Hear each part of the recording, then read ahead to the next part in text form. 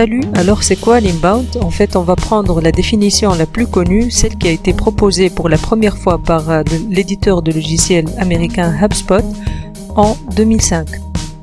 Alors, cette définition nous dit Inbound marketing is focused on attracting customers through relevant and helpful content and adding value at every stage in your customer buying journey.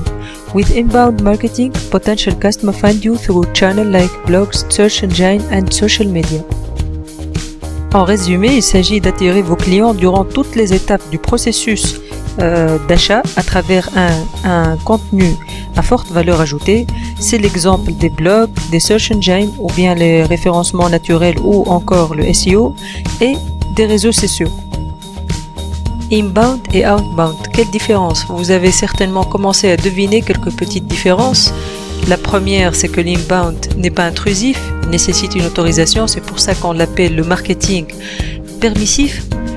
En deuxième, il est basé sur du contenu pertinent et utile pour la cible. Et en dernier, il a une communication qui est bidirectionnelle, c'est-à-dire que les prospects viennent à vous et pas le contraire.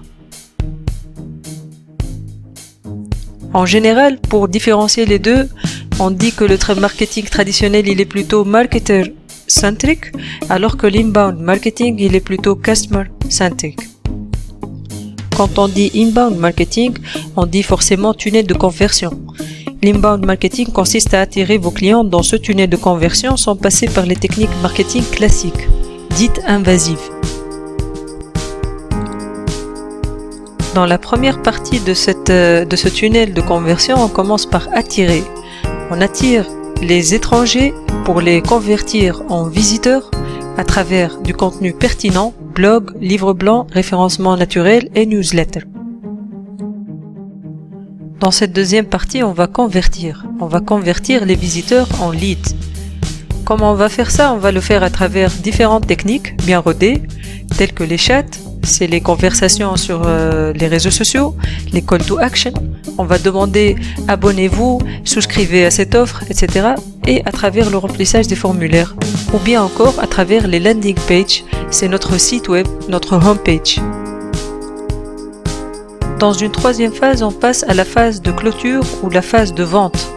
Dans cette phase, on va faire que les leads, ils achètent, ils deviennent nos consommateurs ou nos clients à travers plusieurs techniques comme le CRM, le lead nurturing ou les campagnes de emailing. Sachez que la phase vente vous coûtera 61% moins cher qu'une stratégie commerciale traditionnelle.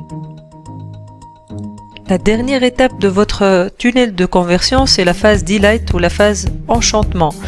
Dans cette phase, le plus important, c'est de garder votre client, c'est de le fidéliser sur le long terme.